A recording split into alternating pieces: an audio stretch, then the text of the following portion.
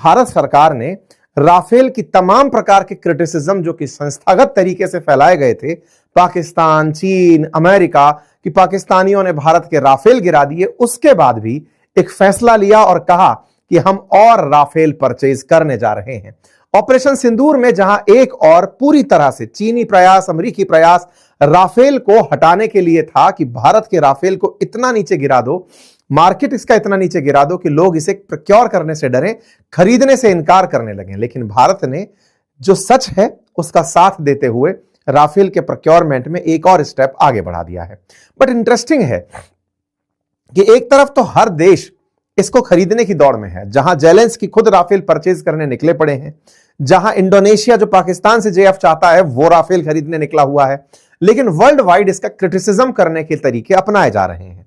भारत ने ऑपरेशन सिंदूर में राफेल में लगी स्कैल्प मिसाइल और हैमर से पाकिस्तान के ठिकानों को नेस्तनाबूद किया, लेकिन चर्चा पाकिस्तानियों के द्वारा अपने बेसिस को बर्बाद करने की नहीं है, उन्होंने भारत के फाइटर जेट्स को नुकसान पहुंचा दिया, इसकी एक कोरी कल्पना है जिसे पूरी तरह से सर्कुलेट कराया गया। उसके बावजूद भी आज राफेल खरीदकर हम लॉयल्टी टुवर्ड्स ब्रांड दिखा रहे हैं या सच, ये तो आने वाला समय बताएगा, क्योंकि अल्टीमेटली खबर निकल कर आती है कि डिफेंस प्रोक्योरमेंट बोर्ड ने 114 राफेल जेट खरीदने का जो प्रपोजल है उसे क्लियर कर दिया है। अब यहां से आगे ये डिफेंस एक्विजिशन काउंसिल में जाएगा और संभवतः फरवरी में फ्रांस के राष्ट्रपति इमानुएल मैक्रोन और प्रधानमंत्री नरेंद्र मोदी की मीटिंग है, उसमें राफेल परचेज को लेकर के दस्तखत हो जाएंगे। भारत के द्वारा पाकिस्तान को जिस तरह से ऑपरेशन सिंदूर में चुनौती दी गई, जिस तरह से पाकिस्तान के अंदर बैठे आतंकी ठिकाने, उनके एयर बेसिस को नुकसान पहुंचाया गया, अमेरिका ने इसका भरपूर लाभ लेने का प्रयास किया। तरीका था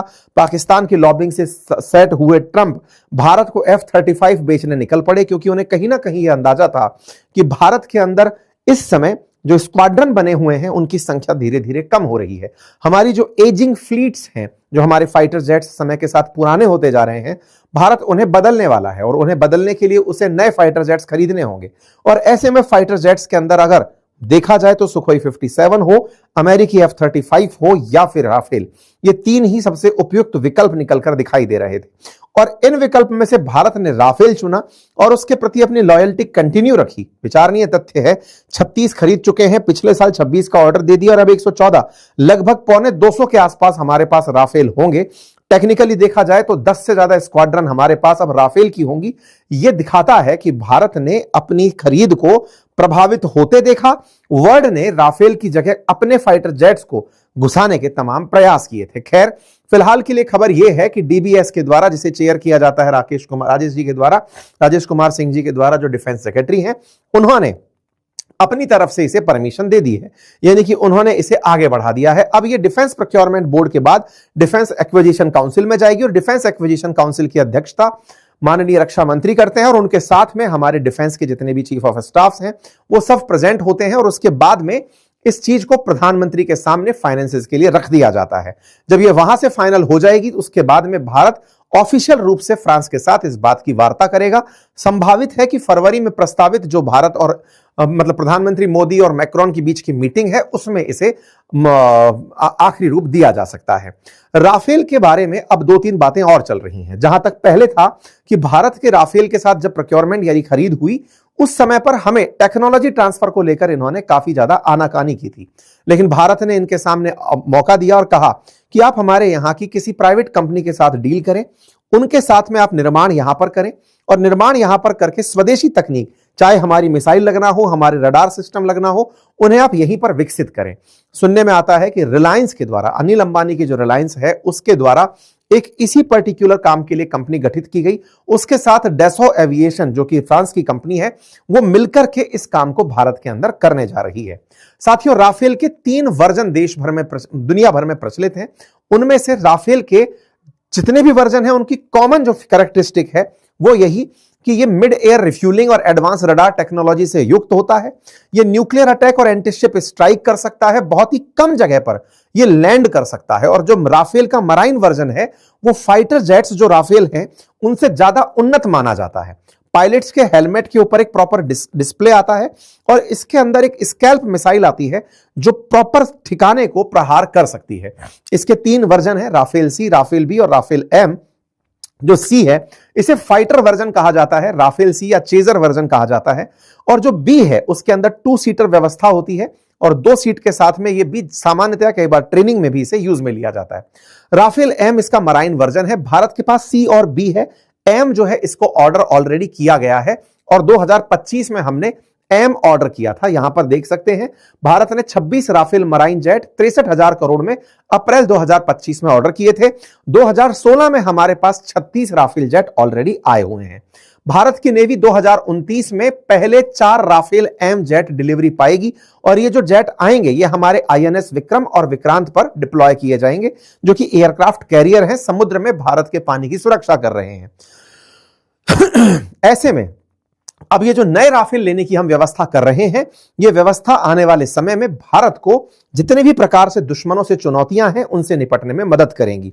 आप जानते हैं कि भारत के लिए फिलहाल बॉर्डर्स पर चाहे पाकिस्तान हो, फिर चाहे चाइना हो और ताजा ताजा अभी बांग्लादेश हो, सारी कंडीशंस बड़ी हॉस्टाइल हो रखी हैं और ऐसे में हमें जरूरत है कि हम तीनों तरफ से दुश्मनों के साथ चुनौतीपूर्ण तरीके से वायुसेना की मदद से निपट पाएं। इस बार भी ऑपरेशन सिंदूर में बिना हमने किसी देश की संप्रभुता का उल्लंघन किए अपने देश में रह के फेंकी गई मिसाइल से दुश्मनों के सैकड़ों किलोमीटर दूर स्थित ठिकानों को निस्तनाबूद किया, दुश्मन के आतंकी लॉन्च पैड्स को निशाना बनाया।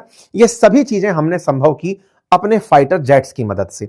और भारत में फिलहाल इन्हीं फाइटर जेट्स के फिर से चर्चाएं चल रही हैं, क्योंकि अल्टीमेटली पाकिस्तान इस समय बड़ी तेजी से फाइटर जेट्स की निर्माण में और उनकी खरीद में लगा हुआ है। और अल्टीमेटली पाकिस्तान इस समय चाइना का एक मतलब समझिए कि बिगड़ा हुआ साथी बना हुआ है, चाइना जिसके माध्यम से भारत के साथ काउंटर करने का तरीका अपना सकता है। तो ऐसे में भारत चाहता है कि हमारे पास इस राफेल के साथ साथ टेक्नोलॉजिकल सुपीरियरिटी आए, मल्टीलोल वर्सेलिटी आए, ताकि हम आने वाले समय में अपनी डिटरेंस को बढ़ा सके और चीन के साथ या पाकिस्तान के साथ जब भी बॉर्डर एरिया कन्फ्लिक्ट हो तो हम 2 फ्रंट रेडीनेस के साथ आगे बढ़ें और युद्ध के अंदर अपना स्थान बनाए। क्योंकि राफेल जो है वो पाकिस्तान चाइना के J-10C फाइटर जेट के इक्विवेलेंट है, यानी कि उसकी तरह इसके अंदर सक्षम व्यवस्थाएं हैं। ये 4.5 जनरेशन का चीनी विमान है तो भारत के पास 4.5 जनरेशन का फ्रांसीसी विमान होगा। एयरफोर्स ने सितंबर 2025 में ही इसकी मांग की थी, जिस समय ऑपरेशन सिंदूर होकर चुका था। हमें जरूरत महसूस हुई कि यदि आने वाले समय में इस तरह से हम और ज्यादा युद्ध के नजदीक बढ़ते हैं तो हमारे पास प्रॉपर तरीके से राफेल होने चाहिए। फिलहाल हमारे पास 36 राफेल हैं और नौसेना 26 राफेल वेरिएंट का हाल ही में ऑर्डर दी है। भारत के साथ फिलहाल दिक्कत क्या है उसको भी थोड़ा सा समझते हैं। असल में भारत के पास जो फ्लाइटर स्क्वाड्रंस हैं उनकी जो सैंक्शन संख्या है वो 42 है। एक स्क्वाड्रन में सामान्यतया 18 फाइटर जेट्स माने जाते हैं। 42 हमारे पास सैंक्शनड स्ट्रेंथ है, लेकिन वर्तमान में हमारे पास 31 स्क्वाड्रन ही वर्किंग है। ऐसे में सुखोई 30 के 12, जगुआर के 6, मिग 21 के 3, मिराज 2000 के 3, मिग 29 के 3, राफेल के 2 और एलसीए के 2, एलसीए तेजस के 2 हमारे पास स्क्वाड्रन फिलहाल रेडी हैं। अब हमारी जो ये स्क्वाड्रन की संख्या है अगर ये कम रहती है, ऐसे में अगर 11 स्क्वाड्रन कम है और एक एवरेज स्क्वाड्रन 18 फाइटर जेट रखता है, तो ऐसे में जरूरत हमें 180 फाइटर जेट्स की है और उस 180 फाइटर जेट्स की जरूरत को हम लोग पूरा करने के लिए ही इस तरह के प्रोक्योरमेंट कर रहे हैं। इसमें ही हमारे द्वारा अपने एलसीए तेजस का निर्माण और राफेल का प्रोक्योरमेंट शामिल है। मराइन लेवल पर भी चूंकि विक्रम और विक्रमादित्य उपलब्ध हैं, तो उनके लिए भी हमें राफेल की जरूरत है जो हमें डेक पर मिल सके। भारत ने ऑलरेडी एक बार 1996 में अपने स्क्वाड्रंस की संख्या को 41 तक रखा है। जो हमारी सैंक्शनड स्ट्रेंथ है 42, उसके बिल्कुल नजदीक हम पहुंचे हैं। और आज जो हमारे पास स्क्वाड्रन की संख्या 31 है, ये 1965 में जब हम पाकिस्तान से युद्ध लड़ रहे थे उस समय हमारे पास 32 स्क्वाड्रन थी। ये विचारणीय तथ्य है कि 1971 में जब हम पाकिस्तान से युद्ध लड़े तब 36 स्क्वाड्रन थी, आज हमारे पास 31 स्क्वाड्रन है। ये काफी चुनौतीपूर्ण है क्योंकि हमारे मिग की जो फ्लीट है वो लगातार एज होती जा रही है, पुरानी होती गई और हमने उसे टच डाउन करा लिया, हमने उसे रोक लिया है। ऐसे में फिलहाल के लिए हमें बड़ी तेजी से फाइटर जेट्स की खरीद करनी है, क्योंकि हमारे पास अपने बॉर्डर एरियाज को सुरक्षित रखने के लिए 42 स्क्वाड्रन होनी चाहिए। यही कारण है कि एयरफोर्स ने सितंबर 2025 में अपनी जरूरत सरकार के सामने रखी थी। इसी रखी थी और उसी को पूरा करने के प्रयास हो रहे हैं। लेकिन उधर की तरफ से जिनसे हम खरीदें उनसे हम अपने तरीके के नेगोशिएशन कर रहे हैं कि साहब इसे यहीं पर आकर बनाइएगा। ऐसे में मेक इन इंडिया के तहत इसे बनाए जाने की बात है। डैसॉल्ट एविएशन भारत की एक कंपनी के साथ मिलकर, जिसका नाम रिलायंस एरोस्पेस लिमिटेड है, उसके साथ इन विमानों को भारत में मिलकर बनाएगी, जिसमें डैसॉल्ट का 41% हिस्सा होगा और रिलायंस का 49% हिस्सा होगा। इसके अंदर सुरक्षित डेटा लिंक भी उपलब्ध कराया जाएगा। भारतीय रडार और सेंसर सिस्टम को भी इसमें जोड़ा जा सकेगा। कंपनी एयरक्राफ्ट निर्माण के लिए टेक्नोलॉजी ट्रांसफर भी देगी। इंजन निर्माण साफरन और एवियोनिक्स कंपनी थेल्स भी इस प्रक्रिया का हिस्सा होंगी। टेक्नोलॉजी ट्रांसफर पूरा होने के बाद इन विमानों में स्वदेशी कंटेंट 55 से लेकर 60% होने की उम्मीद है। जिस तरह से आज ब्रह्मोस भारत में निर्मित होता है, बिल्कुल उसी तरह से आने वाले समय में हम राफेल भी बनाकर संभवतः बेच भी पाएंगे। जैसे आज पाकिस्तान अपने तरफ से चीनी JL-10 को बेचने निकला हुआ है, JL-17 को बेचने निकला हुआ, JF-17 को, बिल्कुल उस तरह से हम भी अपने विमानों को बेच पाएंगे। भारत में ऐसा होने की वजह से 176 राफेल विमान हो जाएंगे और इसके साथ साथ भारत अंतरराष्ट्रीय स्तर पर भी अपनी स्थिति को रख पाएगा। आपको याद होगा ट्रंप ने भारत को F-35 ऑफर किए थे। F-35 वो फाइटर जेट है जो अमेरिका अपने द्वारा चुनिंदा देशों को देता है। हर देश को F-35 नहीं मिलता। अमेरिका ने हमें यही कहा कि आप F-35 लेकर के एलीट ग्रुप में शामिल हो जाएंगे उन देशों के में जिनके पास F-35 है। भारत ने इसे इनकार किया। इनकार करने के लिए हमारा कुछ समय भी हमारे साथ था। एक F-35 भारत के अंदर केरला के तट पर अटका रह गया। इतने दिन तक अटका रहा कि F-35 का ह्यूमिलिएशन हुआ। कुछ एयरक्राफ्ट के अंदर F-35 क्रैश कर गए। ऐसे में F-35 हमारी चॉइसेस में बचा ही नहीं। ट्रंप ने इसी से खुश होकर 25% टैरिफ शायद लाद दिए हो कि बेटा तुम हमसे फाइटर जेट तो खरीद नहीं रहे, तुम रूस से तेल खरीदते हो, लो खैर टैरिफ भुगतो। जो भी हो, भारत ने फिलहाल के लिए अमेरिकी F-35 को ऑप्शन में नहीं चुना। वहीं दूसरी तरफ बात रूस की हो तो रूस के साथ भी हमें सुखोई 57 का ऑफर था, लेकिन इस ऑफर में भारत पीछे हटा रहा। इसके कई कारण हो सकते हैं। उनमें से प्रमुख कारण था कि ऑलरेडी अब हम एक फ्लीट बना चुके हैं जिसका MRO अब हम इंडिया में ही कर पाएंगे।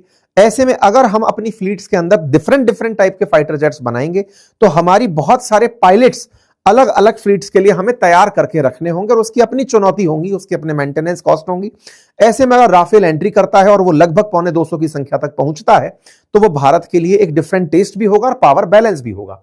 इसी क्रोनोलॉजी में भारत ने हमारे देश के खिलाफ पहले फैलाए गए प्रोपेगेंडा को भी चुनौती दे दी, क्योंकि दुनिया भर ने राफेल गिर गया ये कहकर के हमें जिस प्रकार से छेड़ा था, या कहिए भारत के साथ में एक प्रकार का ग्लोबल ह्यूमिलिएशन शुरू कराया गया था। चाइना कह रहा है कि देखो इनकी फर्जी राफेल गिर गए, अमेरिका कह रहा है कि इतने फाइटर जेट गिर गए, पाकिस्तान हर जगह ढिंढोरा पीट रहा है। आज हम उन्हें खरीद कर दुनिया को फिर से यही दिखाने का प्रयास कर रहे हैं कि प्रोपेगेंडा के आगे सच दबता नहीं है। बाकी फिलहाल के लिए देश के लिए बेहतर समझने के लिए सरकारें हैं, आप लोग अपनी राय से उन्हें उनको चुनते हैं। बाकी आप लोग इस विषय पर क्या सोचते हैं, अपनी राय जरूर बताएं। ये स्टैटिक्स फिर से आपको याद दिलाने का है कि मेरे प्यारे साथियों, मेरे इस YouTube चैनल पर 44% लिसनर्स ने सब्सक्राइब नहीं किया हुआ है, जो कि फ्रैक्शन ऑफ सेकंड का कार्य है। सब्सक्राइब का ऑप्शन है, उसे क्लिक कर दीजिए, चैनल को सब्सक्राइब कर लीजिए, सो दैट हमें आपकी वजह से आपका समर्थन मिले। इसका कोई चार्ज नहीं लगता है। संभवतः आप इस काम को करके इस सेशन को भी अपनी तरफ से इज्जत बख्शेंगे। बाकी जिन्होंने सब्सक्राइब किया हुआ है वो वीडियो को लाइक तो कर ही दीजिए।